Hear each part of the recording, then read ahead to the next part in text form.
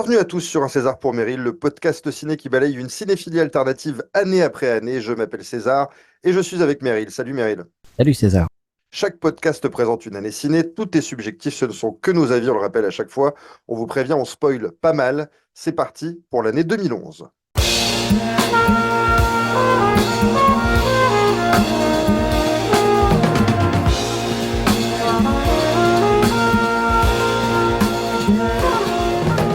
Et on démarre avec les films à voir dans cette année 2011.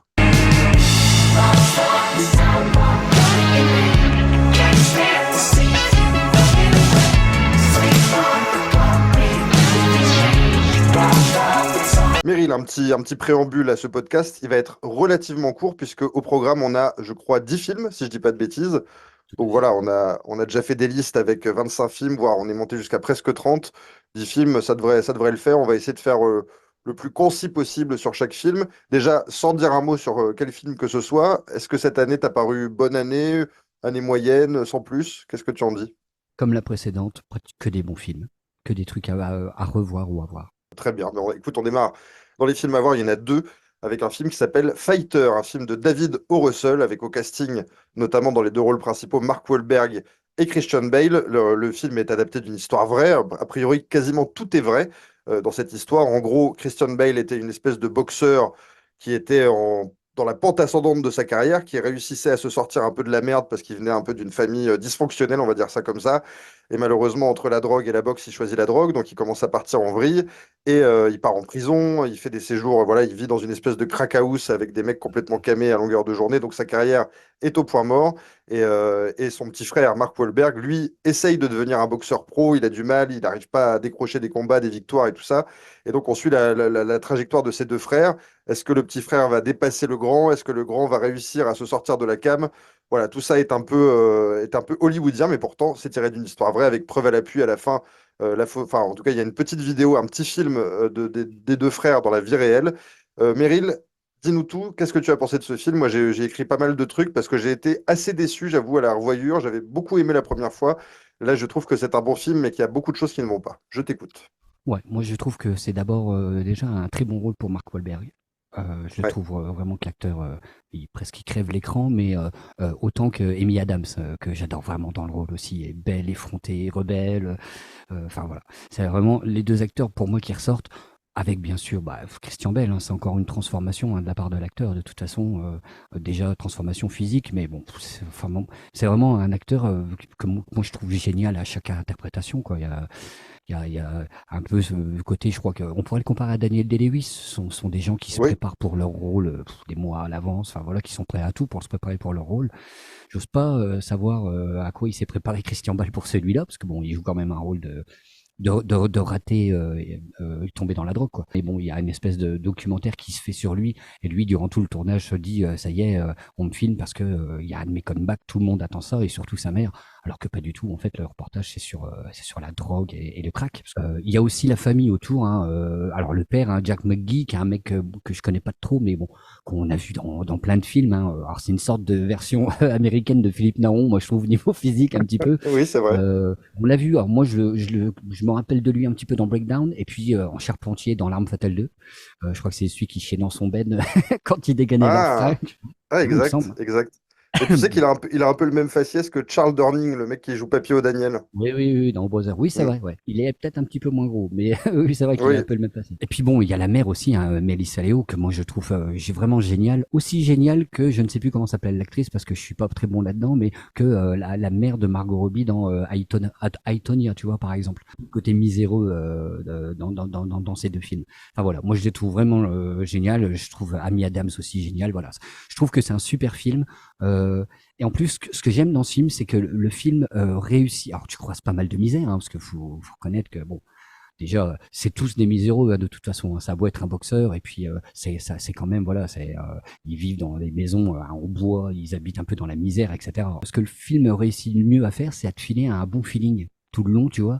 Alors ouais. que il y a des tas de saloperies qui se passent, hein, entre la mère qui vénère le fils drogué qui arrive à rien et qui rejette l'autre qui essaye de se battre justement pour essayer de se sortir de la merde. Enfin voilà, assez original parce qu'il y a quand même énormément de place qui est laissée pour le social, Alors que dès le premier combat, tu vois, là, le premier fameux KO, je trouve que c'est super bien rythmé, il y a une super utilisation de la musique.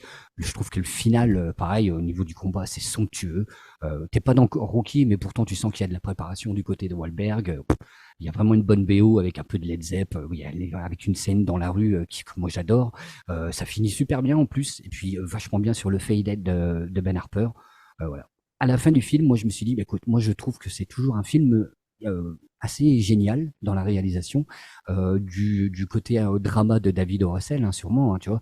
Euh, David O. Russell, de toute façon, moi c'est un réalisateur que j'aime bien, parce que on a parlé des Rois du désert, Hmm. on parlera peut-être d'Happiness Therapy, voilà, moi c'est des films que j'aime beaucoup, mais pour moi ça c'est son masterclass, quoi. Bon, bah écoute, moi je suis d'accord avec pas mal de ce que tu as dit, mais je vais quand même mettre pas mal de nuances. Moi, effectivement, je trouve que le film, il est sans ennui, hyper bien rythmé. C'est vraiment un divertissement, finalement. Mais moi, en fait, c'est ça qui m'a gêné dans ce film-là. C'est que le film, je le trouve hyper sage, hyper hollywoodien par rapport à tout ce qu'il montre, par rapport aux excentricités qu'il montre. La famille qui est complètement folle, avec les 8 sœurs qui sont autour des deux frangins. Enfin bref, c'est une famille quand même de barges, tous choucroutés comme dans Côte Ouest et tout. Enfin, c'est quand même hallucinant. C'est vraiment les white trash, comme on les appelle. Il y a le frère Kamé qui vit dans une maison où il prend du crack toute la journée. L'autre fils, Wahlberg, totalement délaissé. Et en fait, je trouve que ça montre quand même des choses dures, des choses âpres. Et finalement, tout est assez gentillet, quoi. Je trouve que ça manque de folie, ça manque de véracité. Moi, j'y crois pas à 100%. En fait, j'ai l'impression de voir vraiment des acteurs qui jouent des pauvres. Enfin, tu vois, je sais pas. Il y a un truc qui me bloque un peu dans ce film-là. Comme si, voilà, tout devait être sur grand écran, quoi. J'ai un peu de mal avec ça. Et d'ailleurs, je me suis dit, tu vois, je parlais des images des deux frangins à la fin, les vrais, et ils sont beaucoup moins beaux, beaucoup moins charismatiques que Christian Bale et Mark Wahlberg. C'est vraiment deux gars, ça pourrait être des dockers sur un port ou des bouchers charcutiers, quoi. Enfin, vraiment, c'est. Donc voilà, tout est enrobé sous une crème hollywoodienne. Mais à côté de ça, bon, on y prend du plaisir. Wahlberg, moi, je trouve qu'il voilà, il joue le mec simple, le mec droit, c'est ce qu'il fait de mieux, hein. Il a fait ça dans The Yard, il a fait ça dans plein de trucs. Il sait très bien le faire. Quand il faut pas trop faire de choses, il est très bon. Moi, Christian Bale, tu vois, je mettrais des nuances parce que je trouve que en fait, à force de le revoir pour le podcast dans différents films, je trouve quand même que le surjeu, c'est à chaque fois, c'est la ligne jaune. Il est quand même toujours à côté. Il est toujours en train de se regarder jouer. Moi, j'ai un peu de mal avec ça, avec ces acteurs finalement, à la Sean Penn, à la Joaquin Phoenix. Je trouve que, voilà, plus je vieillis, en fait, moins j'aime ce genre d'acteurs, les acteurs qui performent, où je trouve qu'il y a très peu de vérité finalement dans ce qu'ils font, à part, ils sont sur une scène de théâtre, donc j'ai un peu de mal. Et moi, je trouve que la réalisation de David O. Russell, elle est comme toujours bien, mais pas top. C'est-à-dire que il a du mal à apporter de l'attention au combat de boxe. Les combats sont très mauvais, moi je trouve. Enfin, ça se regarde pas très bien.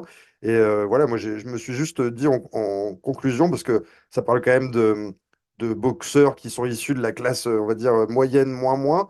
On est loin de Rocky, quoi. Moi, je trouve qu'à côté Rocky, bon, Rocky est un chef-d'œuvre, tu sais très bien, on en a parlé, la saga Rocky, mais c'est vrai que The Fighter, ça voulait être un peu le petit-fils de Rocky ou le neveu de Rocky. Bon, ça en est loin, moi, je trouve. Donc voilà. Et d'ailleurs, ça me permet, parce qu'on en parlait juste avant de prendre, de démarrer le podcast, Meryl, Carl Weathers, alias Apollo Creed, alias Dillon dans Predator, nous a quittés il y a quelques jours à l'âge de 76 ans. Et c'est vrai que moi, je trouvais que, tu vois, que ce soit Carl Weathers ou Stallone ou Paulie, tu vois, le mec qui joue Paulie, voilà, tous ces mecs-là respiraient un peu la rue, respirer un peu la hargne et tout ça. Et quand je vois Wahlberg et Bale, j'ai un peu de mal à y croire, quoi. J'ai plus l'impression d'aller à l'actor studio et de piocher des mecs pour jouer des mecs comme ça, mais j'y crois pas vraiment. Est-ce que tu veux conclure?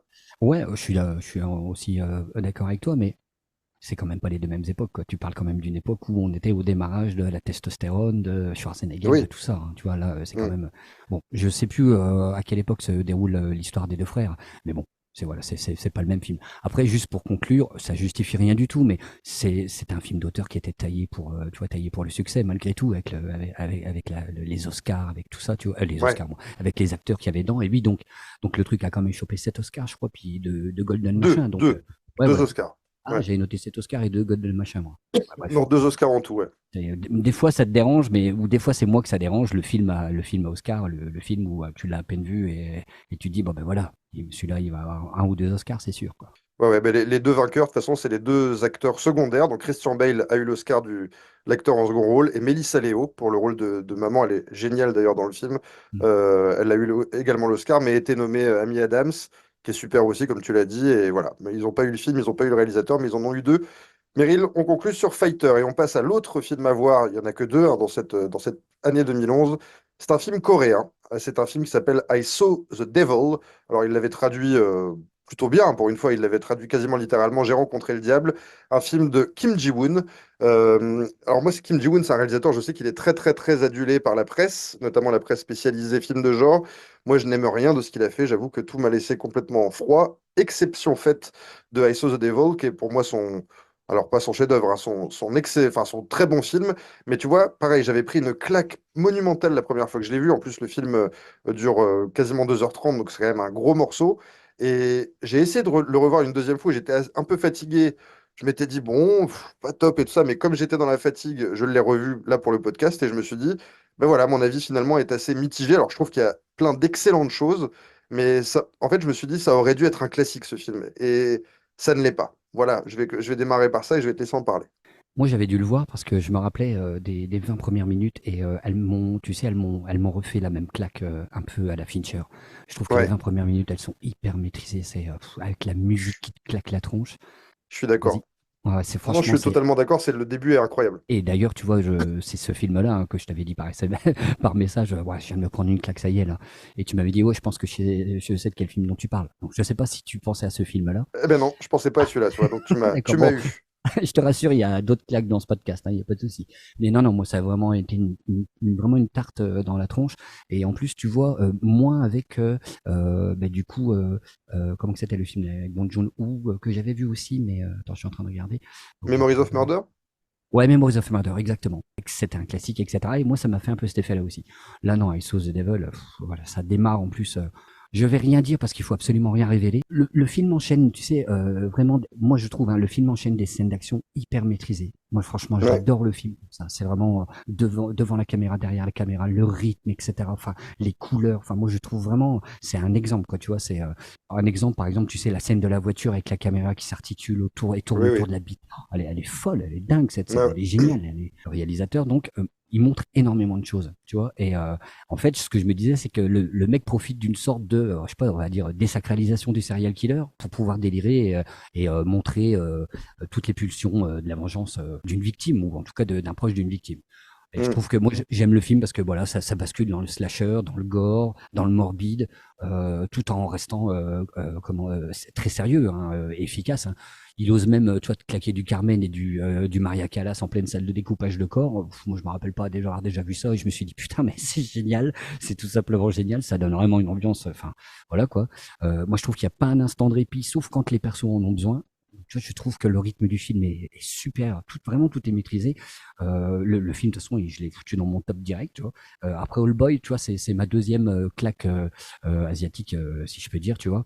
Euh, Après, il faut dire aussi que Chung Eun-jin, euh, dans ce film-là, encore plus que dans All Boy, tu vois, Choi c'est Min-sik, tu veux dire. Choi Min-sik. ouais, tu as une mine, merci, je te remercie de me corriger. Euh, Encore plus que dans le boy, moi je trouve que tu vois, il y a eu une énorme utilisation de son visage, qui le filme tout le temps de très près, les crevasses, etc. L'autre, il a une tronche pas possible, hein, faut reconnaître quand même. Hmm. Et du coup, voilà, tout ça réuni, moi je trouve que bah, c'est un chef-d'œuvre pour moi, tu vois. Alors Ah oui, quand en carrément. plus, ouais, et un chef-d'œuvre en plus, tu vois, à voir en VO parce que la VF, elle est pas trop mal. Hein. Enfin, j'ai zappé entre les deux, mais tu vois, mais les voix, elles sont tellement mal choisies que Ah bah ça oui. pourrait gâcher le film. C'est triste, mais il paraît qu'il y a un remake qui est prévu en 2027 par le réalisateur du Death Note de Netflix. Ouais, Une alors bonne, ça fait 5 ans qu'ils en parlent, je t'avoue qu'à mon avis, ça verra jamais le jour, mais bon. peut-être pas de Ouais, mauvaise ouais. nouvelle de toute façon. On n'a pas du tout parlé de l'histoire, je vais la résumer parce que, en C'est fait, vrai. toi tu dis tu veux pas trop en révéler, mais je pense qu'on peut parce que finalement le postulat du film arrive au bout de 20 minutes, donc finalement c'est pas très grave de révéler. En gros, c'est une jeune femme qui se fait assassiner dès le début du film par un tueur en série, un mec complètement taré qui n'a aucune limite. Pas de bol pour lui, c'était la nana d'un flic. Le flic, en apprenant ça, se décide à pourchasser ce tueur, mais au lieu enfin, voilà, au lieu d'être un simple jeu du chat et de la souris, comme dans tous les films de serial killer et de flics. Là, le flic attrape le mec assez rapidement, lui fait du mal et le laisse repartir. Et en fait, son grand délire, ça va être de le bousiller à petit feu, de le tuer à petit feu, et ensuite à chaque fois de le laisser repartir, de le laisser repartir. Donc bien évidemment, le mec commet des méfaits pendant ce temps-là. Enfin, c'est un film assez bizarre parce que finalement, le flic lui laisse la porte ouverte à commettre d'autres crimes, d'autres viols, d'autres... Bref, c'est un film extrêmement glauque, mais c'est vrai que le cinéma coréen, de toute façon, montre des choses que le cinéma, on va dire, occidental n'arrive pas à montrer. C'est des mœurs beaucoup plus extrêmes, ça va beaucoup plus loin dans la violence. Pour en revenir à mon avis, je me suis dit, comme tous les films, je les ai tous vus de Kim Ji-woon, déjà c'est beaucoup trop long, 2h20, 2h24 je crois, pour un film comme ça, pour moi c'est beaucoup, beaucoup trop long. Et en fait, moi, il y a un truc qui m'a pas du tout plu en le revoyant et que j'avais pas ce souvenir que c'était à ce point-là ancré dans le film, c'est que ça change constamment de ton, quoi. C'est-à-dire que moi, j'aurais voulu que ce film-là, il soit viscéral comme un Seven, et en fait, ça ne l'est pas, parce que ça commence. Moi, j'adore, comme toi, on va dire les 20 premières minutes, c'est horrible de réalisme, c'est un vrai polar, c'est glauque, ça sointe. Ensuite, ça continue, mais c'est limite du cartoon. Je me suis dit, avec voilà, ces scènes de violence, il lui fait du mal, il le relâche et tout, ça en devient même avec du Maman, j'ai raté l'avion, quoi, tu sais, où il laisse des clous par terre pour que le mec se blesse et tout. Ça finit en grand guignol absolu, dans du gore pas possible et de la violence pure. Et en fait, moi, je me dis, des fois, le changement de tonalité comme ça au sein d'un même film, ça peut être bénéfique, mais il faut être vraiment un génie absolu, genre Orange Mécanique. Et pour moi, là, le mec n'est pas un génie absolu. Et du coup, ce film qui aurait dû rester violent, qui aurait dû prendre aux tripes, bah, moi, en fait, il me tombe un peu des yeux à plusieurs reprises, même si voilà, il y a une vraie maestria de mise en scène. La réalisation est impeccable, la photo est impeccable, les acteurs sont impeccables.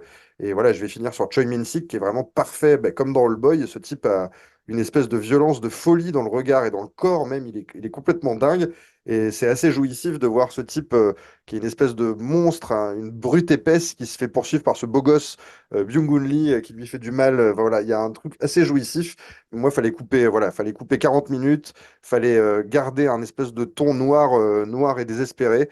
Je n'arrive pas à me remettre dans la violence si j'ai vu des tonalités un peu comiques avant. Donc voilà, j'ai été déçu, même si je reconnais que c'est un bon film et que voilà, il y a vraiment de belles choses au niveau technique, au niveau prouesse d'acteur, mais il me manque quelque chose et voilà, j'en veux presque à ce film parce que je me dis ça aurait dû être un classique. Pour moi, ça ne l'est pas. A priori, pour toi, ça l'est. Je suis d'accord avec toi, mais c'était déjà le cas, mais plus d'ailleurs dans Memory of Murder. C'est ce qui, moi, C'est m'avait vrai, dérangé, où là, ça baignait carrément dans l'humour, hein, parfois. c'est Là, vrai, c'est ça m'a vrai. dérangé. Là, moi, je trouve pas tant que ça, et c'est surtout que ça prend pas le pas sur tout le reste. De toute façon, moi, alors, je suis pas du tout un spécialiste de la culture coréenne, mais je trouve souvent, je regarde pas mal de films coréens et je trouve qu'il y a une espèce tu sais, de dissociation des émotions, quoi. Comme si on pouvait leur montrer des trucs horribles, faire des trucs Mm. horribles et tout, et les mecs ne sont pas vraiment atteints par ça. Moi, ça me choque beaucoup quand je vois des films coréens, alors que, tu vois, en France ou aux États-Unis, on filme un meurtre et on le montre à quelqu'un, le mec est choqué, on fait des caisses et tout. Là, il y a une espèce de distance, quoi. Donc, ça doit être très culturel. Je sais pas si je dis une énorme connerie, mais en tout cas. C'est comme ça que je le ressens. Et moi, peut-être que cette distance, du coup, ne me touche pas. Voilà. Ouais, ouais, non, mais je pense que en plus, je suis capable de ressentir ça aussi, parce que moi, il y a des films avec lesquels j'ai du mal, et c'est justement parce que j'ai l'impression il y a moins de réactions perceptibles sur les visages des acteurs. Meryl, on a fini pour les films à voir. Il y en avait deux. On passe au film dont tu voulais parler, mais pas moi.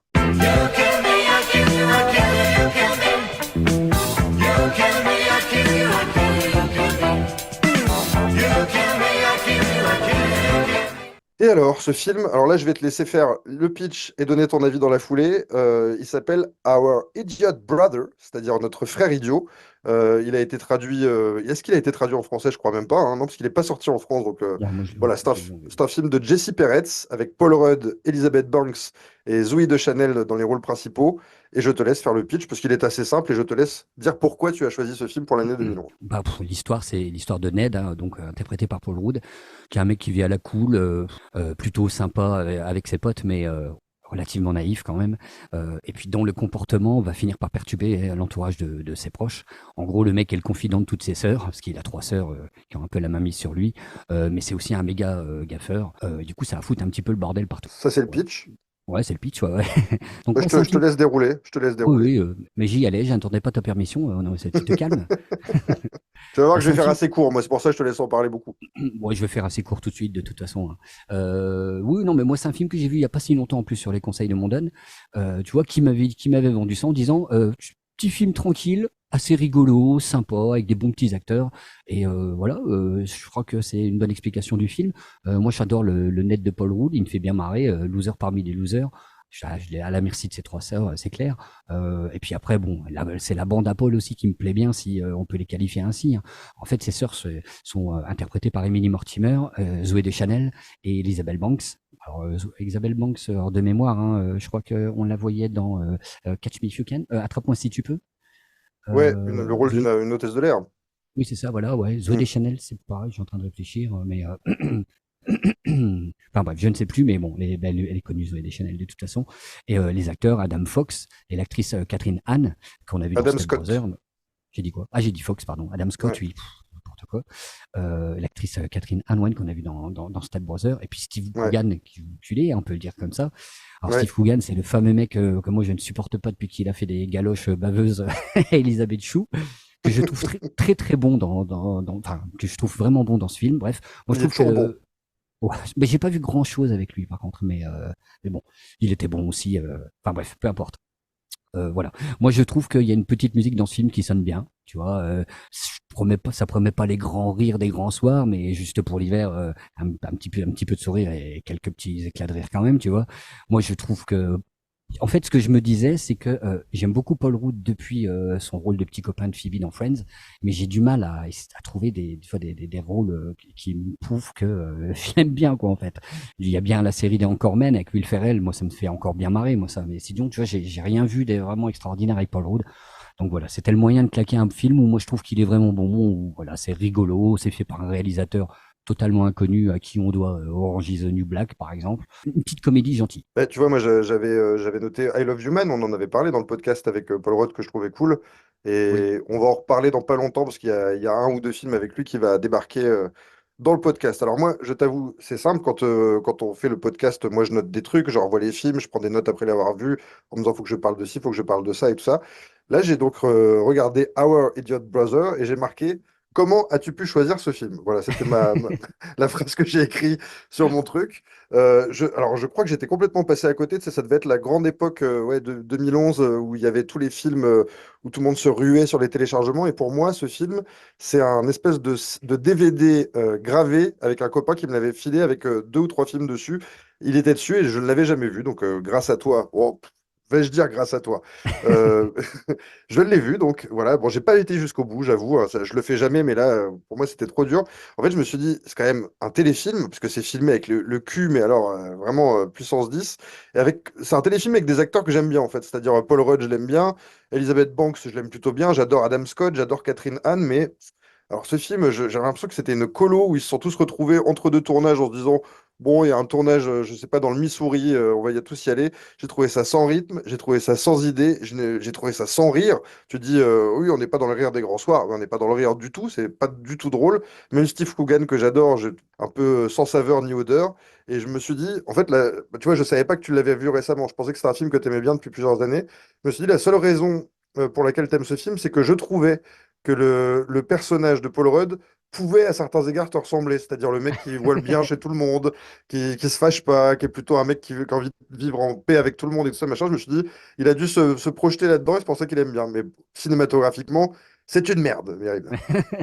Moi, je trouve que tu exagères, surtout si on se rappelle du film précédent de Steve Coogan. Excuse-moi, mais là, on est face à une merde.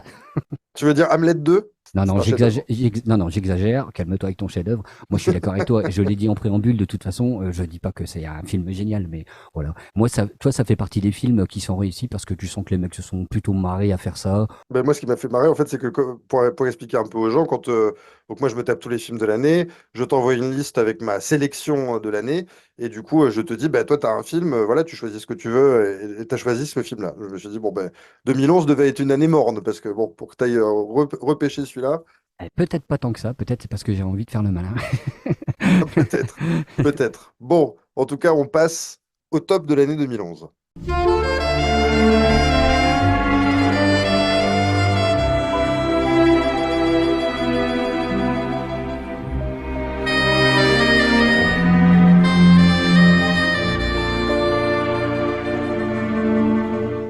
Et donc, sept films dans cette année 2011, sept films que moi j'ai adoré, en tout cas voilà que je juge comme des grands films. On va démarrer avec le numéro 7, un film français qui s'intitule Présumé coupable.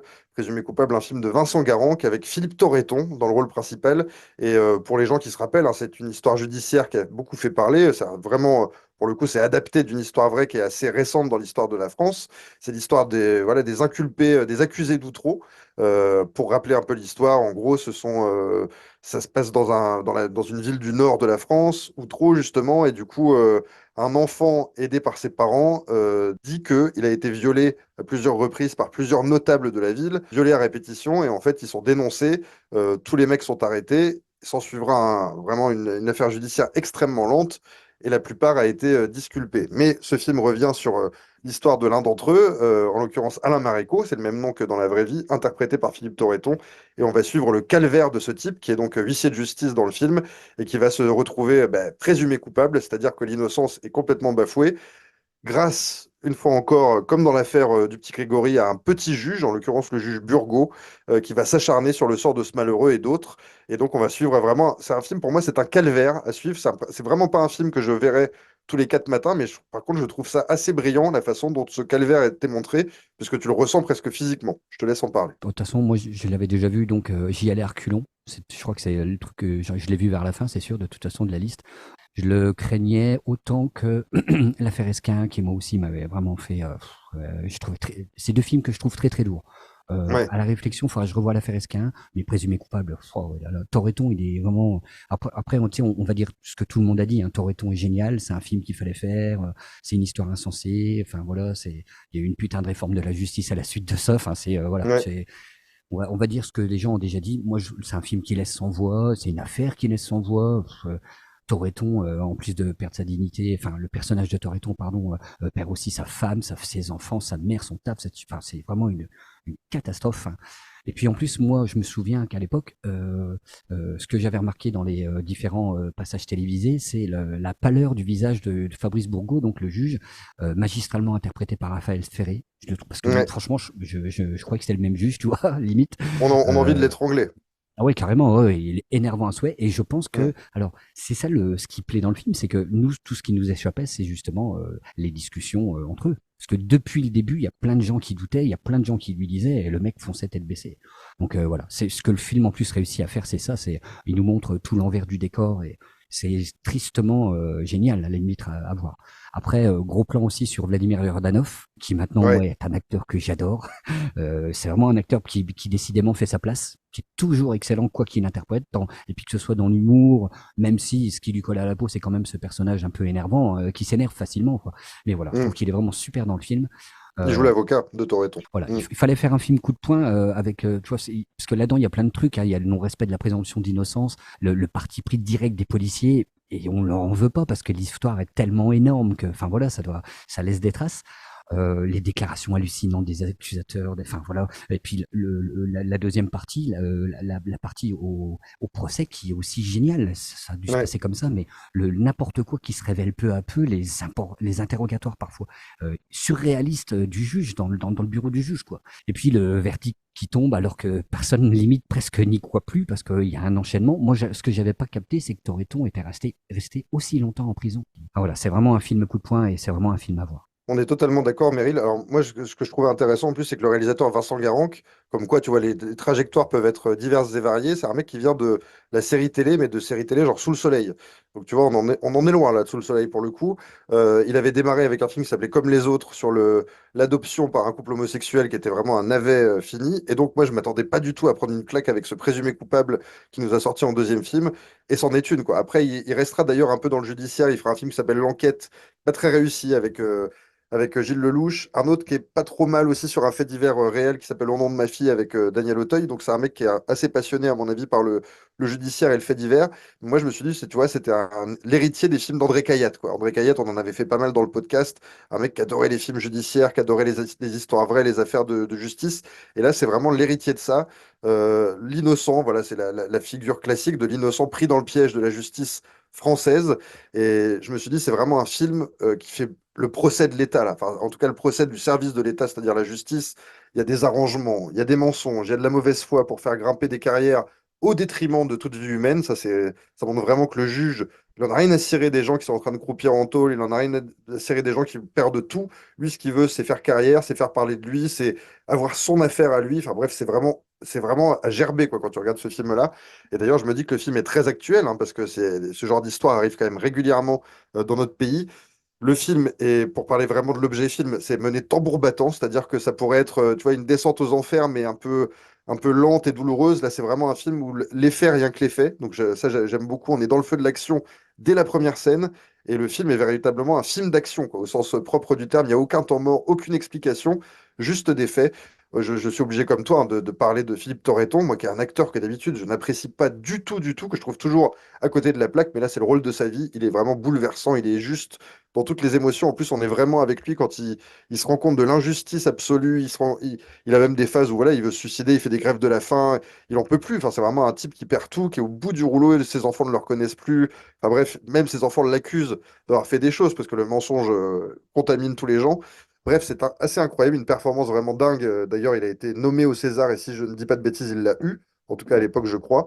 Et je trouvais justement que c'est un acteur assez lyrique. D'habitude, Philippe Torreton qui fait un peu un jeu assez théâtral. Et là, je trouvais que c'était utilisé à bon escient. J'avais l'impression de retrouver, tu vois, pour citer un mec qui avait joué dans un André Cayatte dans les années 60, Jacques Brel aurait pu jouer ce genre de rôle-là, ou Yves Montand. Je l'aurais bien vu aussi, pour citer des mecs de l'ancienne génération. Bref, moi, c'est toujours bizarre à dire, mais j'adore ce film parce que c'est un cauchemar. En fait, c'est une descente aux enfers.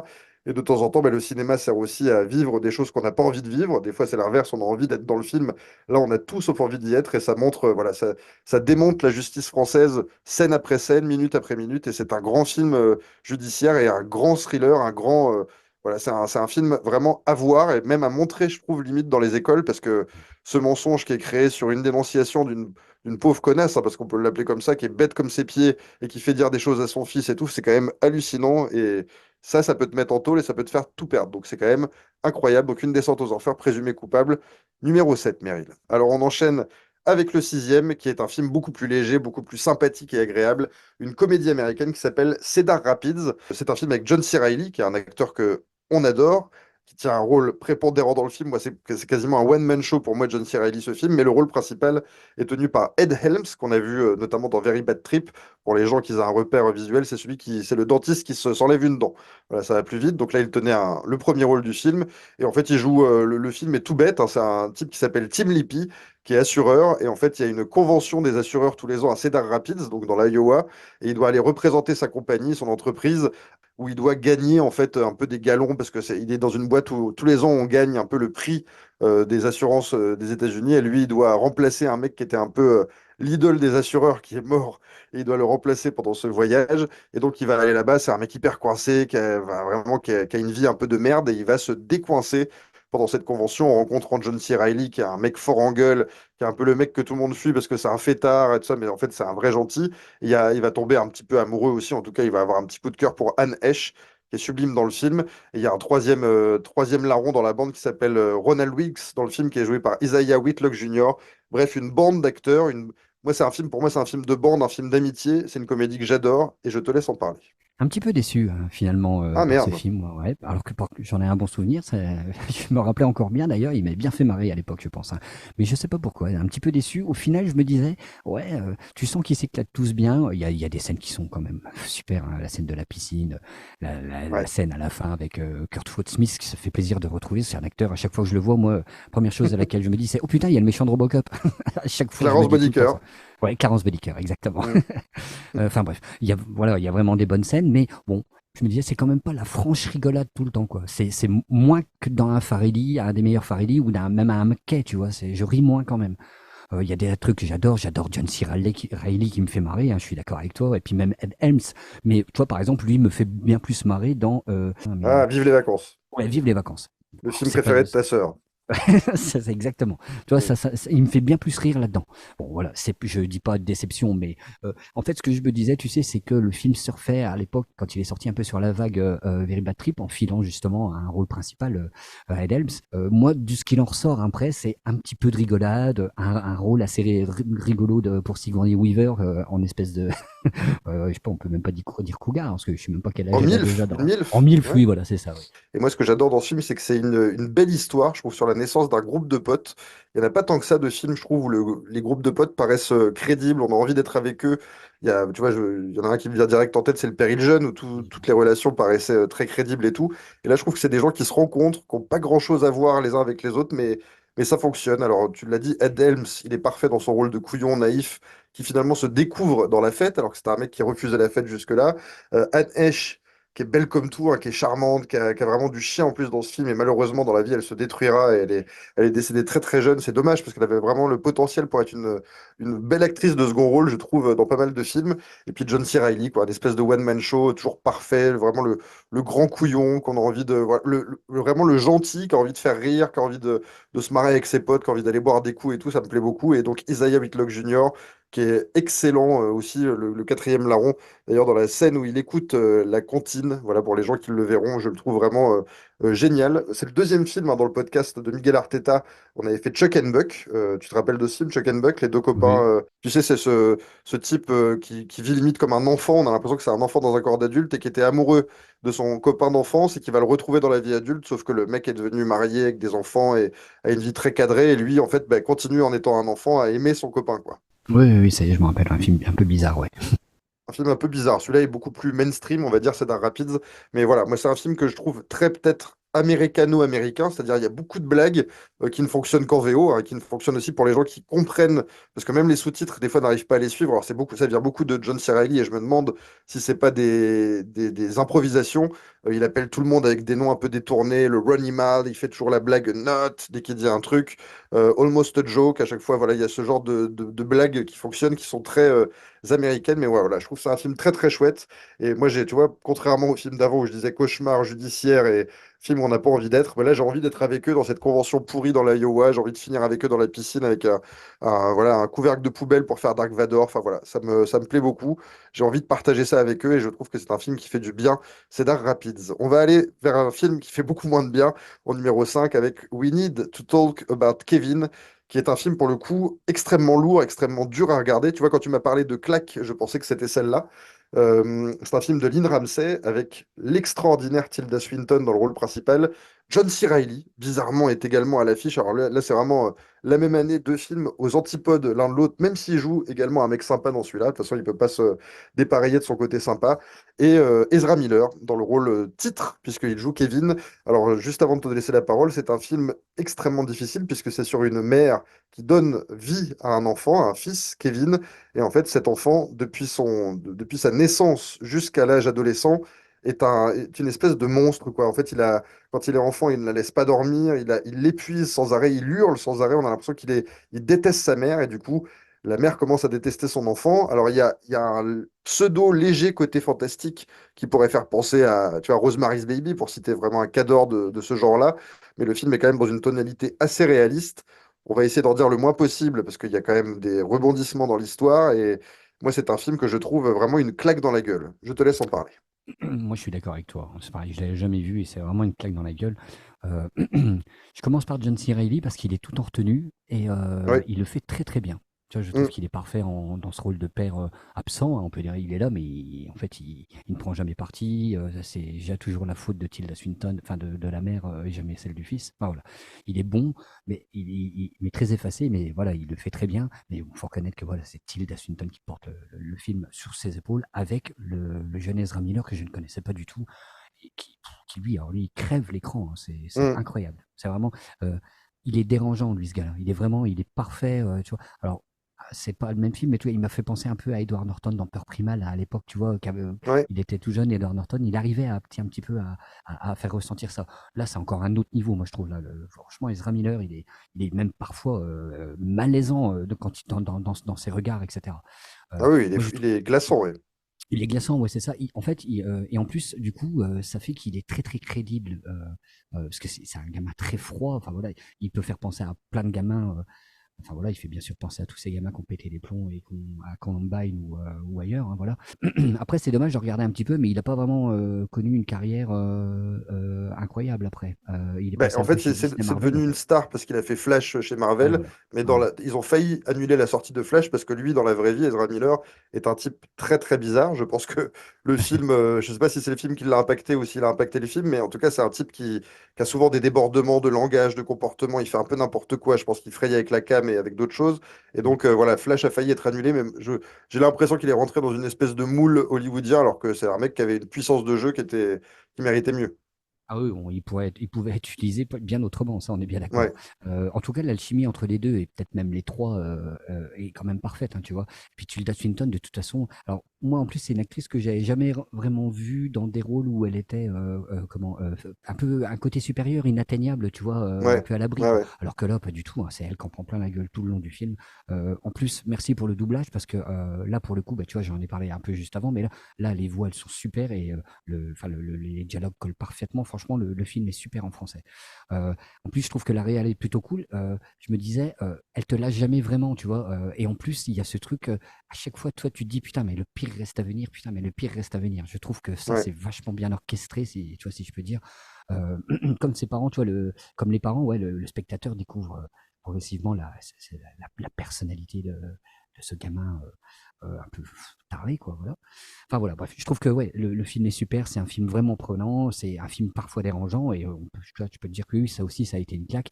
En tout cas, ça te laisse sur le cul en fin de parcours, ça c'est sûr. À la fin, moi, je me suis même dit, putain, film génial, simple, efficace, euh, arrangé un petit peu à côté de Joshua. Tu vois, ça m'a fait penser un peu Ouais. Joshua dans sa froideur, et puis dans son efficacité. Bah, je pense que tu sais, le sujet des enfants, pas maléfiques ni diaboliques, mais bon, en tout cas des enfants méchants, des personnalités méchantes qui naissent dès qu'elles ont 6 7 ans, voire là, 1 heure, parce que dans le film, dès qu'elle accouche, tu as l'impression que ce gosse va lui pourrir la vie. Bon, c'est bien ce qui se passe d'ailleurs.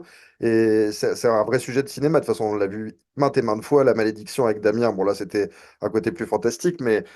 Ça fonctionne parce qu'en fait, on est totalement en empathie avec Tilda Swinton, qui est en plus plutôt une bonne mère, plutôt empathique, plutôt à l'écoute de son gamin, qui essaye de résoudre les choses dans l'ordre et tout. Mais ce gosse, en fait, ne veut pas d'elle. Il la déteste, il la rejette, il la hait. Et donc, du coup, bah, nous, on commence à haïr ce gosse également.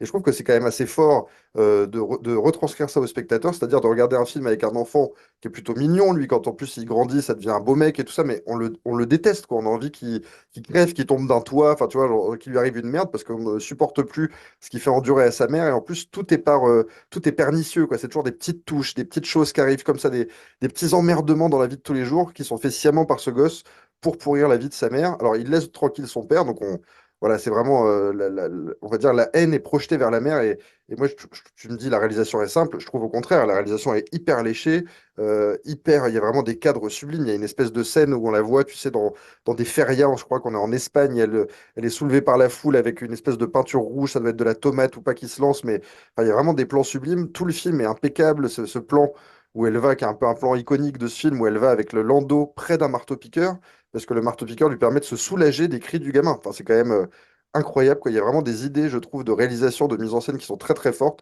Je vais pas redire ce que tu as dit, le casting est flamboyant. Enfin voilà, Tilda Swinton est vraiment, moi, elle m'a épaté dans ce film. Je trouve que c'est vraiment le rôle de sa carrière, alors elle a été très très bien dans plein de films, mais là, elle est impeccable. Et ce film glace le sang, quoi. Ce qui est dingue en plus, c'est que c'est pas un thriller. C'est un film qui se passe dans peu de lieux. Ça se passe beaucoup dans la maison. Ça se passe, voilà. Et pourtant, on est pris comme dans un. Effectivement, on a l'impression qu'il y a un appel du vide, quoi. On a l'impression qu'on va tomber dans le vide avec cette famille-là, et on se dit, on espère que ça va pas arriver. On espère qu'il va pas faire ci. On espère qu'il va pas faire ça. La réponse est dans le film. En tout cas, on souhaite à tout le monde de le voir parce que c'est vraiment une claque cinématographique. Et moi, je trouve que c'est un espèce de petit classique du film angoissant, quoi. We Need to Talk About Kevin. Je l'ai montré à pas mal de gens et à chaque fois, les gens sont très choqués, voire bluffés par ce film. Donc, je pense que c'est un grand film. We Need to Talk About Kevin. On passe au quatrième, Meryl. Un film qui s'appelle Avant l'aube. On revient au cinéma français avec un film de Raphaël Jacoulot. Alors, c'est un film avec l'une de nos idoles. On sait qu'il est disparu quelques années après, hein, notre Jean-Pierre Bacri adoré. Et là, c'est un de ses grands rôles, mais j'ai envie de dire comme d'habitude, quoi. Comme d'habitude, Jean-Pierre Bacri marche sur le film. Il est extraordinaire. Et pourtant, c'est assez rare dans la carrière de Jean-Pierre Bacri, on va dire installé. Il joue un mec chelou, voire presque un connard. Jean-Pierre Bacri joue Jacques Couvreur. C'est un type qui tient un hôtel à la montagne, mais un hôtel un peu, voilà, un peu luxe, un hôtel un peu classe. Et un jour, il accueille un jeune type qui vient chez lui et on ne comprend pas trop pourquoi. Il y a une espèce de relation entre eux, faite de regard et de non-dit. Il lui propose un boulot, il lui propose de rester chez lui dormir, enfin dans l'hôtel. Donc c'est un pauvre gamin et il le prend un peu sous son aile, un peu à la surprise générale, parce que sa femme, qui est jouée par Ludmilla Michael, ne comprends pas trop pourquoi. Et à côté de ça, je vais essayer d'en révéler le moins possible, parce que c'est quand même un vrai polar, un vrai thriller. Il y a eu un accident mortel qui s'est passé dans la région, donc on se dit que tout est lié à ça. Bon, on en apprend un petit peu au début, on en apprend un peu plus au milieu, et en fait, on suit vraiment le film par le point de vue de Vincent Rottier, qui joue donc le petit Frédéric, le mec qui arrive dans la maison, et de Jean-Pierre Bacry. C'est une espèce de, pas d'affrontement, c'est une espèce de, voilà, de complicité criminelle qui se noue entre eux, et tout le monde se demande pourquoi cette complicité se noue. Il faut signaler également au casting Céline Salette, hein, qui joue la fille, qui est toujours très bien. François Perrault, moi j'avais pas vu depuis des années, un habitué des films de Bébel qui jouait dans Le corps de mon ennemi, dans L'inconnu dans la maison ou dans Les Morphalous, qui là joue un rôle également. Et donc Sylvie Testu qui joue l'inspectrice de police, parce qu'il y a une intrigue policière au milieu de tout ça. Moi je trouve que c'est un grand film avant l'aube, et je te laisse la parole. T'as raison, c'est ça, c'est la relation entre les deux, entre le formidable Vincent Rottier, moi je le trouve vraiment très très bon. Ouais, C'est quelqu'un que je connaissais pas en plus, donc il est vraiment très très bon. Et puis oui, tu l'as dit, c'est un putain de rôle. En fait, c'est malgré tout le Bakri de mauvaise humeur et désagréable qu'on connaît, mais ce coup-ci, c'est en fait, si moi j'avais écrit, c'est un peu, enfin, c'est carrément même un salaud et un manipulateur. Tu sais pas vraiment, hein, enfin voilà, j'ai peur parce que je vais révéler des trucs, mais finalement tu sais pas si, tu vois, s'il fait ça en se disant l'autre il va s'en sortir, ou s'il fait ça, enfin bref. Je vais révéler des trucs, tu couperas ça. Mais voilà, c'est le Bakri des mauvaises humeurs et désagréables, et aussi du coup avec un côté un petit peu salaud. Donc c'est ça peut-être ouais. qu'on n'avait pas l'habitude de voir. Voilà, Oui, moi je parce qu'on trouve que on le voit toujours dans des rôles. Enfin, tu vois, on est toujours en empathie avec Bakri habituellement. Là, ça coince un peu quand même. ouais, exactement. En fait, et puis en plus, tu sais, il y a tout le temps un côté, comment dire, il y a un peu, moi je trouve aussi chez Bakri, un côté un peu de Funès, tu sais, de Funès, la base de ses rôles, c'est il comprend toujours tous les autres, c'est les autres qui sont plus lents que lui et il faut qu'il répète 40 000 fois les trucs parce que personne ne comprend aussi vite que lui. Je trouve qu'il y avait un Ouais. petit peu de ça chez Bakri aussi, un énervement dû à ça, tu vois, à la Hmm. lenteur des gens qui l'entourent. Bon, là, c'est toujours le cas, de toute façon. Et puis, le deuxième truc vraiment positif, moi, c'est Sylvie Testu qui fait preuve d'un espèce de naturel assez drôle dans ce film, qui Oui. refout un petit peu de légèreté finalement hein, dans un drame assez noir.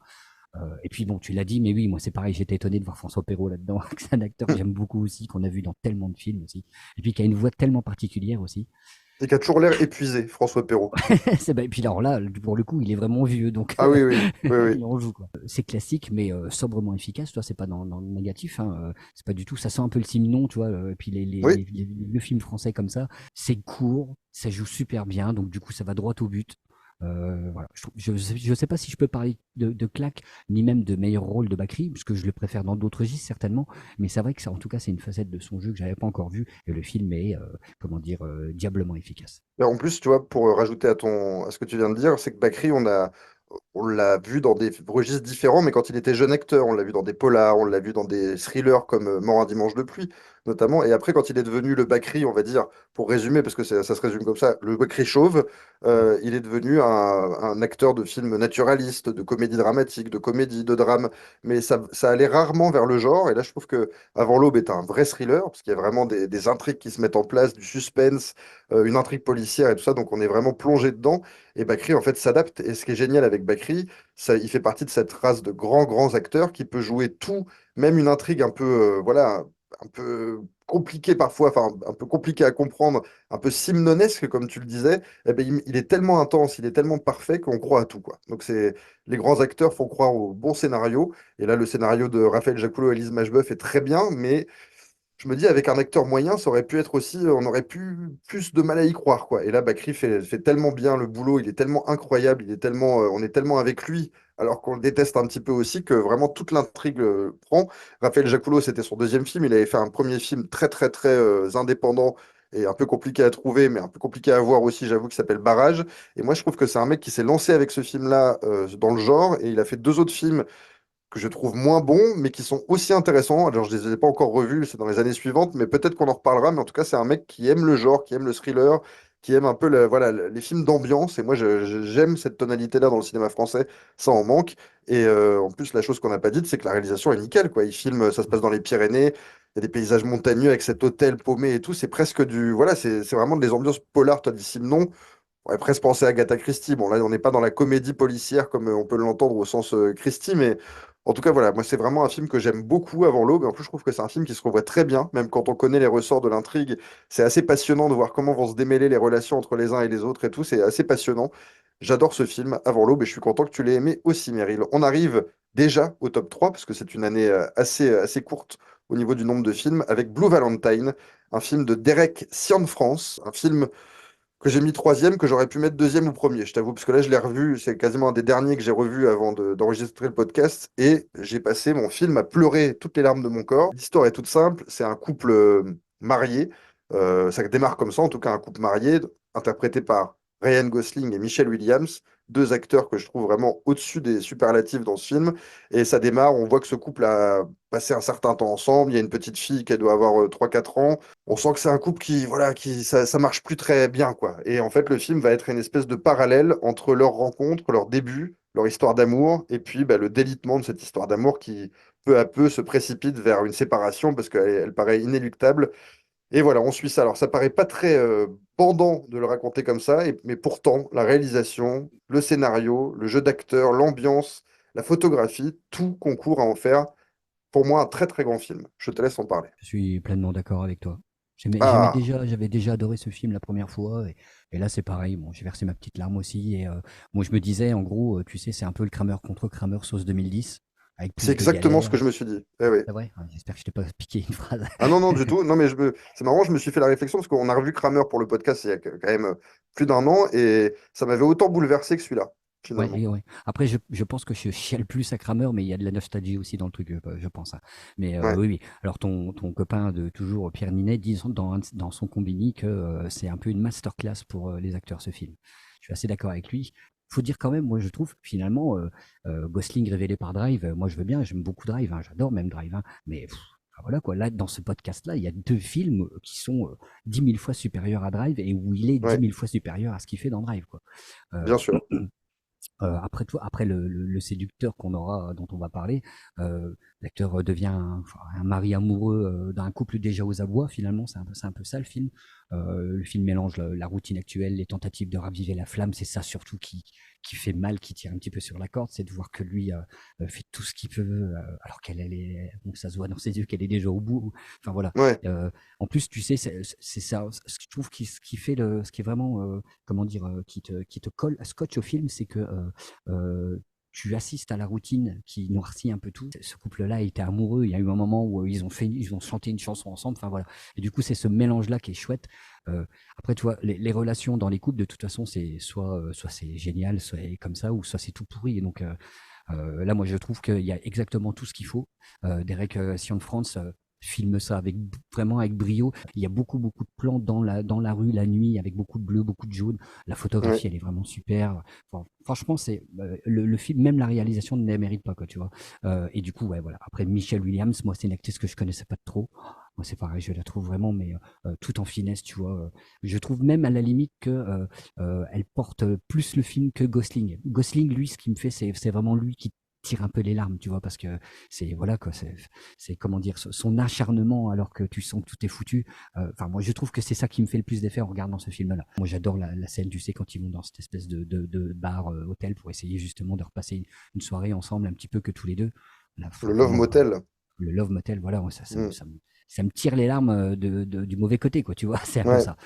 Et puis, bon, faut dire aussi qu'il y a vraiment une putain de BO, mais qui est là pour te faire chialer à tout le long, quoi. Et puis d'ailleurs, Pat Le Guen, si tu peux mettre le morceau You and Me de Penny and the Quarters, qui est super. You and me, you and me, nobody, baby, but you and Hey, hey, hey, me. my, my, my, my, my, my, my, my. Nobody, baby, but you and me. Bah écoute, moi, tu vois, il y a un autre point commun qui m'est venu quand tu parlais, avec Kramer contre Kramer, on avait fait la réflexion pour ce film à l'époque, c'est que l'enfant est génial dans les deux. Et Ouais, ouais. là, la petite fille, on la voit peut-être un peu moins que le petit garçon dans Kramer, mais en tout cas, les deux enfants sont géniaux. Et en fait, c'est des films extrêmement bien dirigés pour qu'on croie à ces histoires-là. Dans un autre registre, parce que ça, bon, ça fait pleurer aussi, mais tu vois, je pense à Sur la route de Madison, Eastwood et Strip, on est à fond avec eux, quoi, dans cette histoire d'amour et tout. Et là, on est pas, c'est pareil, on a envie que ce couple aille bien, même si on le sait dès le début que c'est foutu, quoi, parce qu'elle, elle est déjà partie, ouais, comme tu l'as dit, elle est déjà au bout, et lui, il s'accroche, s'accroche. Alors moi, j'ai noté, tu vois, un film où je pleure au bout de 45 secondes, c'est quand même assez rare. La première scène me fait hyper chialer, et je finis avec des gros sanglots, mais tu vois, même plus pouvoir respirer, donc vraiment le film où je me sens un peu débordé, quoi, voilà. Alors, je me suis dit, c'est un film, Blue Valentine, qui a tous les tics, tu sais, du cinéma indépendant américain, mais en fait, qui les contourne par talent, hein, parce que les images sont magnifiques. Alors, tu l'as dit, la photographie, Andrich Parek, tu vois, je le connaissais pas, mais vraiment, les images sont sublimes. Il y a de très beaux plans, il y a des acteurs excellents, et puis il y a une vérité totale dans chaque situation. Et justement, c'est pour ça que ça fait pas cinéma indépendant américain, c'est que ça fait pas produit manufacturé, quoi. Ça fait vraiment film, je trouve qu'il ne ressemble presque à personne d'autre, à rien d'autre. Je trouve ça vraiment génial. Je vais revenir sur les acteurs parce que je suis obligé. Moi, je trouve que Ryan Gosling est vraiment mais, bouleversant dans ce film. C'est quand même un type, quand on le voit jeune, il est charmant, un jeune type charmant, plein d'humour.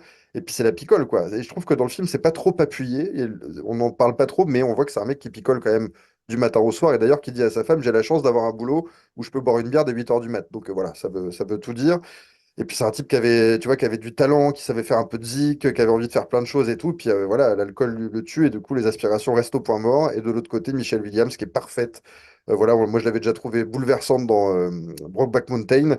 Et là, elle a un peu ce même rôle, c'est-à-dire une femme qui ne s'épanouit pas, enfin, qui est triste dans son couple. C'est un peu des rôles miroirs et je trouve qu'elle voilà, elle a un rôle plus ingrat que Gosling parce que Gosling il joue beaucoup sur le charme au début en tout cas.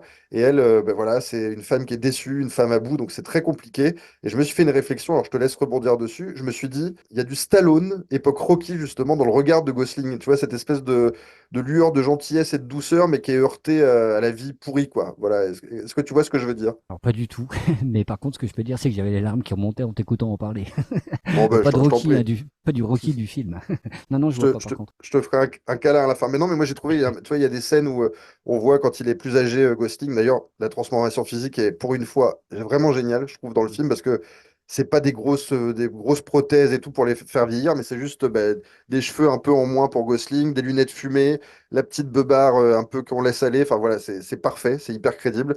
Et donc je trouve qu'il y a derrière ces lunettes fumées, il y a un peu de Rocky, mais période Rocky 5, Rocky 6, quoi. Le mec qui sait qu'il a il est un peu passé à côté de plein de choses et tout, donc il s'en veut un peu. Enfin voilà, ça m'a fait penser à ça, mais c'est très personnel. Moi, je trouve voilà, le film d'une beauté folle, d'un romantisme dingue, et puis voilà, on passe de la beauté et du romantisme à la tristesse abyssale. Donc vraiment, toutes les émotions sont touchées par ce film. En plus, je trouve qu'il y a, voilà, il y a pas mal de choses, je rejoins ce que je disais sur l'alcool, pas mal de choses qui ne sont pas surlignées, ce qui est quand même assez fort, parce que dans le cinéma américain indépendant, généralement, on a tendance à vraiment stabilo-beauté et tous les trucs de personnages. Donc l'alcoolisme de Gosling, il y a un conflit avec le père de Michelle Williams dans le film. On sent que Gosling et lui ne peuvent pas se piffrer, mais il n'y a rien qui nous le dit. Enfin, il y a aucune scène qui nous le montre. Et il y a la mort de la mère aussi, parce que ce personnage parle, la mère de Michelle Williams aussi. On n'en sait rien. Pourquoi, comment, quand. Enfin, voilà, je trouve qu'il y a il y a plein d'ellipses qui sont très adroitement faites. Et voilà, on comprend tout par des regards, par des non-dits, par ce jeu d'acteur extraordinaire. Voilà, le Blue Valentine de Direction France, pour moi, c'est un classique d'ores et déjà. Et c'est un film là que j'ai revu voilà, il y a quelques jours et je me suis dit, mais quelle claque, quoi, quel film incroyable. Je suis fou de ce film, Blue Valentine, qui restera dans mes classiques, Meryl. On passe au deuxième et on reste avec ce bon vieux Ryan Gosling, on va parler d'un film où il a pas le rôle principal, mais il a un rôle très important qui est Crazy Stupid Love, qui est un peu le film où je fais du prosélytisme depuis une dizaine d'années en disant à tout le monde, meilleure comédie américaine de tous les temps, film incroyable, film extraordinaire. J'ai souvent des bons retours, quelquefois des gens qui sont un peu déçus en me disant t'as exagéré, mais tu vois, quand je vais voir les notes et les avis sur les différents sites, bon, c'est un film qui est quand même assez plébiscité, une comédie, donc avec Steve Carell, qu'on adore tous les deux dans le rôle principal, et Steve Carell est en couple avec Julianne Moore. Le film démarre quand elle demande le divorce. Lui, première réaction, bon, c'est une des premières scènes, se jette par la porte de la voiture en enlevant sa ceinture. Et puis, c'est un type après qui s'aperçoit en fait qu'il s'était laissé complètement encrouter dans une vie de patachon avec une femme très jolie, tout allait bien, des enfants qui allaient bien et tout, mais finalement, il ne vivait plus, quoi. Il n'y avait plus de cœur qui battait là-dessous. Et il se décide voilà, à changer de vie. Il va rencontrer par hasard un type dans un bar qui est une espèce de Don Juan joué par Ryan Gosling, justement, qui va lui apprendre à retrouver une espèce de virilité, de charme, de charisme pour enfin apprendre à draguer des filles et à pourquoi pas reconquérir son épouse, puisque tel est son souhait. Et pour moi, c'est un film vraiment un chef-d'œuvre de la comédie américaine. Meryl. Le problème, c'est que ta tête a en gros les dimensions d'une chips en polystyrène et que les poches que tu as sous les yeux commencent à ressembler aux burnes de mon grand-père. C'est très Bon, bon. alors tu vois, je te remercie pour ce film. Je te remercie pour tous les films, mais je te remercie pour celui-là particulièrement parce que j'étais persuadé de l'avoir déjà vu, ce qui n'était pas du tout le cas. Et du coup, je peux t'assurer que je me suis bien marré en regardant ce truc. Ah Euh, ouais. que dire, une pure comédie américaine, tu vois, produite et portée par Steve Carell. Mm. Et puis tout le monde s'éclate. J'adore Emma Stone maintenant. Moi, je la trouve tellement géniale là-dedans. Elle est tellement expressive. Ouais. Ryan Gosling est super, tu vois. Alors, leur duo est vraiment super drôle, hein. Moi, limite, j'en redemande, tu vois, de les voir tous les deux, parce que je trouve que l'alchimie, elle est vraiment parfaite. Euh, il y a plein Évite de de films. révéler des trucs parce que bizarrement, même si c'est une comédie, il y a des twists quand même dans cette Oui, c'est vrai. comédie. Oui, Voilà. c'est vrai, t'as raison. Tu fais bien de me rappeler à l'ordre et tu fais bien. Mm. En fait, moi, je trouve qu'il y a plein de films dans le film, tu vois, entre le cours de Oui. drague, Julianne Moore et Kevin Bacon, et puis bien sûr, là, j'espère que tu vas le dire, je marqué un temps d'arrêt, Marisa Tomei. Ça fait tellement longtemps Ah, que je veux parler de Marisa dans ce pod et que quand est-ce que qu'on a eu l'occasion de parler de Marisa Tomei? Jamais. ah, c'est assez rare, oui, effectivement. Tout à fait, donc je conseille l'excellent film avec Christian Slater. Non, non, je plaisante. Alors, euh, voilà. En tout cas, moi, ça faisait très longtemps que je l'avais pas vue. Elle est toujours pulpeuse, craquante. Enfin voilà. Les scènes Comme... entre elle et Steve Carell sont incroyables. Ah ouais, ouais, elles sont géniales. Et puis Mm. les scènes rigolotes. Et puis à la fin et tout, comment que ça se passe. Enfin, moi, je trouve ça super. Mm. Et puis bon, il y a la. Alors attends, j'ai noté la super presta de la fille de Denise Richard, la jeune ado amoureuse Steve Carell, Leo Ah, Leo Tipton. Tipton, Ouais. ouais. Mm. Qui me faisait penser à Denise Richard, moi, quand même, un petit peu. Voilà. Moi, je trouve que c'est un film pas débile et du coup très drôle, mais tu vois, qui ne barre pas dans le débile ni quoi que ce soit. Moi, je trouve ça que c'est justement hyper crédible. Steve Carell est vraiment génial et du coup, c'est une comédie qui me fait. Je trouve que tu vois, il y a Step Brother qui me fait rire parce que c'est débile, mais c'est tellement joué sérieusement. Tu vois, c'est ça que moi je préfère et je trouve que là, c'est un peu le même cas. C'est que ça aurait pu tomber un peu dans le n'importe nawak ou je sais pas quoi, mais du coup, c'est très très sérieux du début jusqu'à la fin, alors qu'il y a quand même, enfin voilà, il y a des trucs qui sont à crever de rire, hein, c'est clair. Et du coup voilà, moi c'est ça qui me plaît, je trouve ça tellement drôle, le mélange entre côté sérieux de déprime en background de Steve Carell, et puis un petit peu d'ailleurs, moi j'ai trouvé, alors je sais pas, peut-être j'exagère, j'ai noté ça, mais il y a un côté, quand même un petit peu un côté American Beauty, tu vois, dans la façon de Ouais, se comporter ouais, tu vois, ouais, des ouais. personnages. Et voilà. C'est un vrai régal, c'est vraiment des vraies barres de rire. Et enfin voilà, moi je trouve que tous là-dedans, ils sont vraiment super. Mais t'as dit exactement le mot, le bon terme pour ce film, il s'amuse. C'est vrai qu'on a l'impression vraiment que tous les acteurs connus ou moins connus s'amusent, se régalent à jouer ce scénario-là qui est écrit par Dan Fogelman. On n'a pas dit, mais les réalisateurs, c'est un duo, Glenn Ficarra et John Reca, qui avaient fait I Love You, Philip Morris, qui pour moi est un presque navet. Et là, je trouve que c'est Non, il est un super, chef-d'œuvre. arrête. Je Ah bah défends moi, ce film et j'aime beaucoup ce film. je déteste. Mais voilà, bon, en tout cas, je suis leur carrière, parce qu'a priori, t'aimes bien tout ce qu'ils font. Mais voilà, tu l'as dit exactement aussi, il y a plein d'intrigues dans l'intrigue dans ce film. La relation entre Carell et Ryan Gosling est absolument géniale. La relation entre Gosling et Emma Stone est géniale.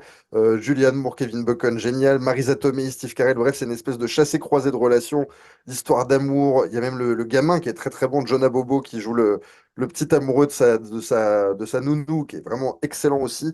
Tout culmine dans une espèce de finale qui, moi, me tire une petite larme à la fin. Tu vois, j'ai rigolé tout le film, mais à la fin, petite larme. Donc, vraiment, les films américains qui arrivent à faire ça, toujours très fort. Et moi, en fait, j'ai envie de rien révéler sur ce film. Il y a tellement de gags, il y a tellement de scènes drôles. Rien que pour le bruit du scratch du portefeuille de Steve Carell, tu vois, moi, ça m'éclate. Quand Gosling se met torse nu et que Emma Stone lui dit, mais t'as été photoshopé. Enfin, voilà, il y a que des bonnes idées. Vraiment, les dialogues sont impeccables. Et en plus, chose rare dans les comédies, parce que tu vois, les Farrelly auraient pu faire ce genre de film en plus con, mais en tout cas là c'est un peu moins con. Le film dure 2 heures, ça ne s'arrête jamais, il n'y a pas une longueur, vraiment on est régalé de scène en scène et on prend autant de plaisir que les personnages. Tous les acteurs sont extraordinaires. Le film a été un carton, hein, ça a été un véritable carton. 50 millions de budget, 150 millions de recettes, et je crois qu'il est disponible sur des plateformes régulièrement, Netflix ou autre. En tout cas voilà, c'est un film accessible pour tout le monde, pour toute la famille. C'est pas con, c'est pas niais, ça se termine pas en cucuterie. Et c'est voilà, un chef-d'œuvre de la comédie américaine. On finit avec le numéro un film que tout le monde a vu, Meryl. Alors, on va peut-être pas faire trop long sur celui-là. Tout le monde, généralement, s'accorde à dire que c'est un grand film. C'est Police, un film de Mai Wen. Moi, quand j'ai vu ce film au cinéma, donc en 2011, J'avais pris une claque dans la tronche, je m'étais dit, ouais, chef-d'œuvre instantané. J'ai dû le revoir 4 ou 5 fois depuis. À chaque fois, la sensation de chef-d'œuvre ne s'enlève pas. Pour rappel, on suit plusieurs policiers de la brigade des mineurs, donc qui sont voilà, confrontés à des situations toutes plus glauques les unes que les autres, des viols d'enfants, des choses horribles, odieuses. Et pourtant, c'est un film plein de vie avec des gens qui ont envie de se marrer, des gens qui ont envie de prendre du recul par rapport à ce boulot-là, qui mènent des enquêtes. C'est un film qui respire la vie, qui respire le plaisir aussi que cette troupe a eu à être ensemble. Je suis fou de ce film, c'est un chef-d'œuvre. Police, je t'écoute. Pareil. Je ne vais pas m'arrêter là, mais voilà, pareil, je suis d'accord avec tout ce que tu viens de dire. En plus, tu sais, démarrer un film un peu sur les scandales, la pédophilie, et puis les attouchements sexuels, etc., par l'île aux enfants, bah, t'as beau faire, mais ça fait Ouais, son petit effet. Enfin, moi, je trouve que c'est le meilleur Maïwenn. C'est vraiment, et puis de très loin d'ailleurs. Moi, je trouve qu'avec ce film, elle a été là où pas grand monde était allé, en tout cas. hum, Ça reste aussi une claque. Moi, ça doit être la troisième fois peut-être ou la quatrième fois. C'est comme toi, je pense. C'est que moi, quand la première fois que je l'ai vu, j'ai été obligé de le montrer à ma copine, de le montrer à un ou deux copains, etc. Donc, tu vois, je sais que je l'ai vu trois, quatre fois comme ça d'affilée. Parce que c'est un film qu'il fallait que je montre aux gens et que, comme toi, j'aime bien aussi en parler après et puis voir la réaction, quoi. Chaque fois que je le vois, je me dis, bah, la qualité des acteurs, elle est tellement incroyable qu'elle transcende la fiction, qu'à un moment, toi-même, tu perds même pied, que personne, ou alors même que tout le monde, finalement, est à côté de la plaque dans ce film, parce que tellement, ce qui ressort, finalement, c'est que les flics se disent, bah, on pense qu'on sert à quelque chose, on voit tous les jours qu'on fait quelque chose, mais c'est aussi tous les jours que les faits et puis la hiérarchie nous rappellent que on sert à rien presque. Tu vois, c'est toutes ces idées-là qui sont super bien réussies dans le film. J'ai vu une interview de Karine Viard à l'époque qui disait que ce film-là, il était particulier pour les acteurs parce que c'était un film de binôme. Ce qui est vrai, hein, ouais, c'est le cas. Et le binôme qui est incroyable, même si tous les acteurs sont bons, mais le binôme incroyable, c'est justement celui de Karine Viard avec Marina Foïs, ah ouais. Marina Foïs, c'est incroyable. Je, Après, je voudrais pas dire que c'est son meilleur rôle parce que tu m'as fait voir quand même quelques films d'elle où elle est vraiment incroyable. Mais là, franchement, faut rien révéler, on va rien révéler. De toute façon, je pense qu'on parlera pas tout du film, on va plutôt parler de nos impressions. Euh, Ouais. et enfin voilà. Donc c'est vraiment une histoire de binôme. Tous les binômes, en plus, le film est tellement riche que tous les binômes ont leur moment de gloire, si je peux dire. En tout cas, en tout cas, ont leur prestation à eux, quoi. Tellement de gens ont déjà parlé de ce film. Moi, je retiendrai par exemple la scène, tu sais, où alors comment il s'appelait? C'est Nedra Ayadi, ouais, je crois que c'est comme ça Ouais, qu'on prononce son tout prénom. à fait. S'énerve face à un mec qui veut marier sa fille à un mec beaucoup Ouais. plus vieux au bled. Enfin voilà. Il y a vraiment des tas de scènes comme ça. Bien sûr, il y a aussi des tas de scènes aussi qui sont difficiles parce qu'on parle de la violence sur les enfants, enfin, voilà, enfin, avec les grands-pères, enfin voilà. Ça, je vais pas trop en parler parce que de toute façon, il faut voir le film pour ça. Mais ce qui frappe aussi, c'est que tu te demandes où s'arrête la fiction et où commence le réel. Ouais. Tous les acteurs là-dedans sont incroyables de vérité. Du petit Ousmane qui rentre en frénésie en voyant sa maman qui s'éloigne parce qu'il est obligé de rester au centre et ils n'auront pas trouvé de place, ou alors l'adolescente qui refuse en larmes de donner le nom de son bébé après un vieux. Enfin, voilà, tout c'est incroyable. Tu vois, avec Steph, on se disait, oh, mais c'est pas possible, tu vois pas comment ils ont réussi à faire jouer ça aussi bien, Hum, la direction d'acteur, tout ça. Enfin voilà, je trouve que Maïwenn a fait un film impressionnant, très très dur à voir. Il faut être prévenu avant, mais en tout cas, c'est ce que tu disais tout à l'heure. Finalement, c'est un régal de cinéma, tu vois, parce que personne n'a envie de voir un film sur la pédophilie, mais tout le monde a envie de voir un film réussi qui te montre comment, enfin, tu vois, je sais pas comment dire, mais qui te montre ce qui se passe autour de ça, quoi. Tu vois, en fait, le film fait un vrai film sur la vraie police. Tu vois, c'est un peu ça que je me suis dit, et c'est ça c'est la vraie réussite du film. Tu vois, c'est que toi, ce que tu disais en préambule, c'est que le film, malgré toute la dureté, toutes ces scènes difficiles, etc., ce qui contrebalançait, c'était le quotidien un petit peu banal et surtout l'envie de décompresser de tous ces flics et tout ça. Moi, je trouve hum. que c'est certainement le film le plus réaliste que j'ai vu sur la police. En plus, qui parle quand même, tu vois, comment dire, d'une brigade vraiment très spéciale. Voilà. Je termine juste en vitesse. S'il y avait un petit reproche à faire, qui est finalement pas vraiment un reproche, mais c'est que je pense que le film aurait dû être un peu plus long, parce que là, ça fait vraiment énormément d'informations en 2 heures, et je pense qu'elle aurait pu faire une demi-heure de plus. Mais bon, voilà, moi je trouve que c'est un film parfait, tu t'en prends plein la tronche du début à la fin. Une petite anecdote pour finir, il y a un plan d'Amina que j'ai reconnu tout seul comme un grand, la chanteuse de l'Eurovision 1991, qui chantait, c'est le premier qui a parlé qui a raison, je sais pas si tu te souviens d'elle ni de cette chanson. Pas du tout. Il y a un plan, je pense qu'elle joue le rôle de la mère de Maïwenn, et tu sais, c'est quand Joe Star vient visiter la famille. Donc je pense qu'elle joue sa Ah mère oui. ou une tante ou un truc comme ça. On la voit sur un plan. Donc, t'enlèveras ça si ça sert à rien. Mais voilà, en tout cas, Non, ouais, c'est bien. c'est vrai que c'est bien une bonne petite anecdote. Moi, j'aime bien, moi. Ouais, ça permet de décompresser sur un film qui est hyper dur. Mais en tout cas, tu vois, chapeau à Mai Wen, elle a vraiment fait un putain de chef-d'œuvre. Meryl, tu as tout dit, hein. Voilà, Police, c'est un film qui a été largement valorisé hein, au César, à Cannes, un peu partout. Ça a fait, je pense, un tour du monde, Police. Je pense que Maïwenn a voyagé avec ce film. Et ce qui, à l'époque, moi, je me remets dans la tête de l'époque. Alors, j'avais pas du tout aimé Pardonnez-moi. J'avais moyennement aimé Le Bal des actrices. Ça, c'était avant que je découvre Police et que je sois en choc devant le talent de Maïwenn. Après, ça ne cessera d'être des chocs tout au long de sa carrière. D'ailleurs, je suis pas mal revenu sur Pardonnez-moi, dont on a traité dans ce podcast qu'on a traité dans ce podcast. Et moi, en fait, Police, je m'attendais un petit peu quand j'ai vu l'affiche, même si c'est pour la plupart des acteurs que j'aime bien, à une espèce de défilé d'acteurs qui vont un peu jouer, voilà, jouer les gens de la ville, quoi, les gens de la rue et tout ça. Et j'ai toujours un peu peur de ça. Et en fait, bah, la direction d'acteurs et d'actrices surtout est telle que, en fait, on ne distingue même plus les Karine Viard de son personnage de Nadine, Marina Foïs d'Iris, Joey Starr de Fred. Voilà, c'est tout le monde fait corps avec son rôle. Et voilà, il faut dire un mot sur Joey Starr quand même que on découvrait avec un talent d'acteur incroyable dans ce film, une espèce de boule de charisme, de boule de nervosité, un mec avec un cœur tendre et tout ça. Après, moi, je m'étais dit, tiens, une révélation dans le cinéma français. J'adorais le mec d'NTM et je découvrais l'acteur. Et après, ça a été de mal en pis quand même, parce que la plupart des films qu'il a fait derrière, c'était très, très compliqué. Et lui est rarement juste. Mais en tout cas, voilà, c'est le rôle de sa vie pour le moment, de Joey Starr dans Police.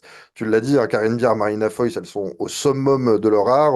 Marina Foïs, c'est vraiment, elle prend à la gorge à maintes reprises. Nicolas Duvauchel, est excellent, comme très souvent. Et d'ailleurs, dans cette scène où il se retient de péter la gueule à un mec qui avoue qu'il a tripoté sa gamine, voilà, c'est aussi poignant. Mais on peut citer aussi dans des plus petits rôles, ben, Maïwenn, hein, qui est devant et derrière la caméra, qui est toujours super de naturel comme d'habitude. Carole Rocher, qui est très très bien. Emmanuel Berco, Frédéric Pierrot, tu l'as dit, Neidra Ayadi, Jérémy Elkaïm, qui est un acteur que je déteste et qui est très bon là-dedans. Vladimir Yordanov, encore une fois, il est dans tous les bons coups. Celui-là, Laurent Bateau, Carole Franck, il y a même Sandrine Kiberlin dans un petit rôle, Louis Do de Langsin qui joue l'horrible type bourgeois qui se croit au-dessus des lois. Il y a même Anthony Delon, quand même, dans un petit rôle. Enfin bref, il y a du monde. Audrey Lamy aussi, voilà, qui croit que branler son bébé pour l'endormir, c'est une bonne chose. Enfin bref, il y a quand même des choses extrêmement marquantes dans ce film. Le film est bouleversant, le film est drôle, le film est poignant. Enfin bref, c'est un carton, hein, c'est un chef-d'œuvre. Que dire d'autre? Alors, je sais qu'il est de bon ton aujourd'hui, parce que Maïwenn a eu des positions on va dire, sociétale plus ou moins controversée. Elle est pas à fond dans le mouvement féministe. Elle défend pas forcément, mais en tout cas, elle n'incrimine pas des mecs comme Besson ou Depardieu. Donc, elle est rejetée totalement du système, on va dire, du star system. Et moi, je trouve que dans ce film-là, ben, elle montrait ce qu'elle allait faire toute sa carrière, c'est-à-dire aller à contre-courant, aller à rebours un peu de la pensée collective, de la pensée dominante. Et moi, j'adore cette femme, Maïwenn. Vraiment, c'est une réalisatrice que je trouve extraordinaire, une actrice que j'adore et une femme que j'aime beaucoup. Donc voilà, son talent explose dans Police et ne cessera de se révéler par la suite. Donc on en reparlera bien évidemment du cinéma de Maïwenn. On en avait déjà parlé parce qu'on a fait des années plus récentes. On avait parlé d'ADN si mes souvenirs sont bons. Mais en tout cas voilà, un chef-d'œuvre, Police. Tu as tout dit, Meryl, hein, donc je vais pas te paraphraser, mais voilà, c'est pour moi le film le plus puissant de cette année-là. Mais il y en a eu. L'année est assez courte en nombre de films, mais il y a eu des films surpuissants. Je vais refaire la liste. Les films à voir étaient Fighter de David O. Russell et I Saw the Devil de Kim Ji-woon. Ton film dont tu voulais parler, mais pas moi, c'était Our Idiot Brother de Jesse Peretz. Et puis ensuite, le top de l'année 2011, 7 films, Présumé coupable de Vincent Garranc, Cedar Rapids de Miguel Arteta, We Need to Talk About Kevin de Lynn Ramsey, Avant l'aube de Raphaël Jacoulot, Blue Valentine de Derek Cian France, Crazy Stupid Love de Glenn Ficarra et John Reca, et enfin Police de Maïwenn. Meryl, j'aime bien te poser cette question-là depuis quelques podcasts. Tu aurais mis quoi, toi, ton top 3 de l'année, ça aurait été quoi pour toi? Bon, il y aurait eu Police de toute façon en number one, ça c'est une évidence. Et puis on est d'accord sur le numéro 2 aussi de toute façon, et peut-être même bien sur le numéro 3, mais après il y a I Saw the Devil qui vraiment ça a été un grand moment de cinéma. Et même We Need to Talk About Kevin, hein, c'est vraiment une sacrée découverte et une sacrée tarte, hein, tu vois. Encore une fois, c'est une sacrée année, tu vois. Le cinéma de 2010 n'a pas à démériter pour le moment. C'est vrai, c'est vrai. Tu vois, j'avais été mauvaise langue en me disant qu'on avait fait les plus belles années du cinéma. Puis c'est Ouais. vrai qu'à chaque année, on découvre des pépites, des chefs-d'œuvre, des claques. Donc voilà, le cinéma ne meurt jamais, quoi. Meryl, ce fut un plaisir de faire cette année Partagé. 2011 avec toi. On se donne rendez-vous pour 2012 dans quelques semaines. Voilà, selon les emplois du temps de chacun, on fera ce qu'on peut, quoi. Exactement, je reste prêt. Je ne peux que te souhaiter une bonne nuit, puisqu'il commence à se faire tard. En tout cas, merci pour ce podcast, merci pour 2011, merci pour tes avis souvent éclairés. Je trouve que tu as été très bon sur cette année. Voilà, si je peux te brosser un peu avant que tu ailles dormir, ça me fait plaisir. Ouais, enfin, tu es gentil, tout le monde sait que c'est toi la star, hein. C'est toi Frank Sinatra ici, hein. Moi, je ne suis que le souffleur. Bah, tu es Dean Martin, toi, à ce moment-là. Si tu veux, ça me va aussi, ça. Merci de nous avoir suivis. Salut Meryl. Salut César. That's how he works. That's how the good Lord, he works.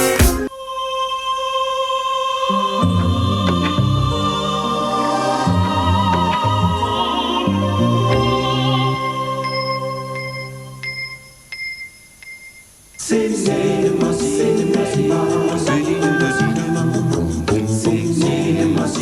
cinema, cinema, cinema, cinema.